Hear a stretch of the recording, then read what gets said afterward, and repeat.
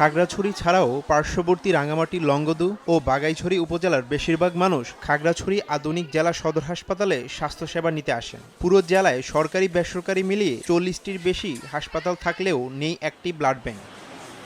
স্থানীয়রা বলছেন, জরুরি রক্তের প্রয়োজনে ভোগান্তিতে পড়তে হয় রোগী ও স্বজনদের। বিভিন্ন দুর্ঘটনা, প্রসূতি রোগী, অস্ত্রোপচার বা থ্যালাসেমিয়া রোগীর জন্য রক্ত না পাওয়ায় বাড়ছে মৃত্যু ঝুঁকি। রক্ত সংরক্ষণে জরুরি ভিত্তিতে ব্লাড ব্যাংক স্থাপনের দাবি তাদের। ব্লাড ব্যাংকের সুব্যবস্থা না থাকার কারণে আমরা ব্লাড জোগাড় করতে অনেক হিমশিম খাই। প্রায় সময় সড়ক দুর্ঘটনা হয়, সেই সময় ব্লাড ক্রাইসিস দেখা যায়। এছাড়া প্রসূতি মায়েদেরও রক্তের প্রয়োজন হলে সে সময় তাৎক্ষণিক রক্ত পাওয়া যায় না।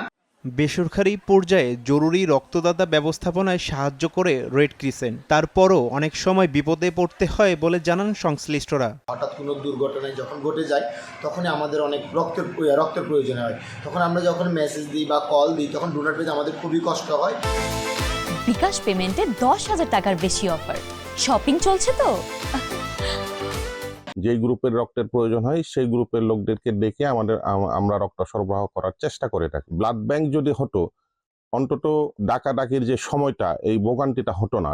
তবে সদর হাসপাতালের নতুন ভবন নির্মাণ শেষ হলে ব্লাড ব্যাংক স্থাপনের আশ্বাস সিভিল সার্জনের। ভবন নির্মাণ সম্পন্ন হলে আমরা জনবলের সহযোগিতা এবং বিভিন্ন বিশেষজ্ঞ পর্যায়ে সহযোগিতা পাবো। সেখানে আমরা ব্লাড ব্যাংক স্থাপন করতে পারবো। খাগড়াছড়িতে প্রায় 7 লাখ মানুষ বসবাস করে। সময় সংবাদ, খাগড়াছড়ি।